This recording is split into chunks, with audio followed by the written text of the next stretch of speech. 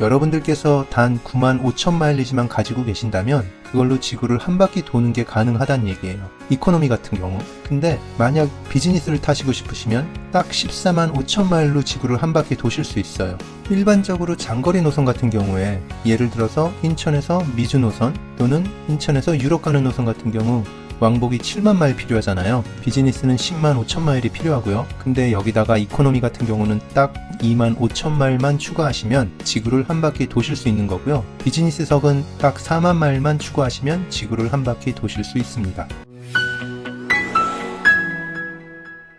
대한항공과 아시아나항공 모두 세계 일주를 하는 프로그램이 있었는데 대한항공 같은 경우 2023년 4월 1일부로 이 세계 일주 프로그램의 운영이 중단되었어요. 그런데 아시아나항공의 경우는 아직도 이 프로그램이 운영되고 있습니다. 세계 일주를 하는데 이코노미 같은 경우 14만 마일리지가 필요하고요. 비즈니스 좌석의 경우는 23만 마일리지가 필요한 프로그램입니다. 간단히 설명을 드리면 마일리지 항공권을 발권할 때 아시아나 마일리지 항공권 이외에 같은 항공연합인 스타얼라이언스 항공권의 보너스 항공권을 이용해서 세계 일주를 하는 프로그램입니다. 그런데 혹시 이 세계 여행을 목적으로 아시아나 마일리지를 모으는 분들 중에서 요즘에 진행되고 있는 대한항공과 아시아나 항공의 합병 문제 때문에 과연 세계 일주를 하는데 내가 열심히 모아놓고 있는 마일을 쓸 수 있을까? 고민이 되실 수도 있을 것 같아요. 물론 지금 다 모아두셨으면 상관이 없겠죠. 그런데 아직 모으고 계시는 중이라면 문제가 될 수도 있을 것 같습니다. 일단 대한항공에서 하는 얘기가 두 항공사가 합병이 돼도 1, 2년간은 따로 운행을 해서 아시아나 마일을 가지고 계신 분들이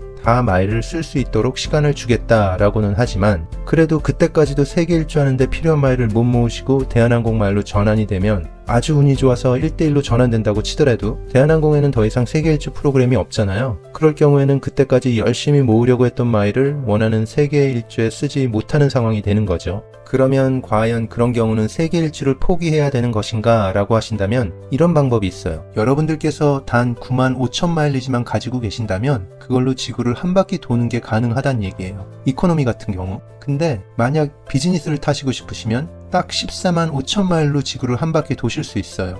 일반적으로 장거리 노선 같은 경우에 예를 들어서 인천에서 미주 노선 또는 인천에서 유럽 가는 노선 같은 경우 왕복이 7만 마일 필요하잖아요. 비즈니스는 10만 5천 마일이 필요하고요. 근데 여기다가 이코노미 같은 경우는 딱 2만 5천 마일만 추가하시면 지구를 한 바퀴 도실 수 있는 거고요. 비즈니스석은 딱 4만 마일만 추가하시면 지구를 한 바퀴 도실 수 있습니다. 그래서 혹시나 이코노미 기준 14만 마일리지 또는 비즈니스 기준 23만 마일리지를 못 모으신 분들 중에서 빨리 세계 일주를 위해 마일리지를 쓰셔야 한다면 이 방법을 이용해서 지구를 한 바퀴 돌 수 있는 게 가능한 거죠. 단 원래 세계 일주 프로그램처럼 스탑오버를 7번까지 할 수 있는 건 아니기에 만약에 모으시는 게 가능하시다면 일단 모으셔서 원래 프로그램으로 쓰시는 게 가성비 측면에서는 더 좋을 수 있다는 걸 참고하시고요. 이 방법은 합병 전까지 세계 일주 기준 마일리지를 모으는 게 어려우신 분들께 추천하는 방법입니다. 제가 원래 아시아나 항공의 세계 일주 프로그램은 나중에 따로 리뷰하는 시간을 갖도록 하겠으니까 이 세계 일주 프로그램에 관심이 있으신 분들께서는 그 영상을 참고하시길 바라고요. 오늘은 원래 세계 일주 프로그램은 아니지만 그보다 더 적은 마일을 쓰면서 지구를 한 바퀴 도는 몇 가지 옵션들을 설명해 드릴게요. 그러니까 한번 영상을 끝까지 보시고 이 방법을 이용하실지 마실지를 결정하시면 될 듯 합니다.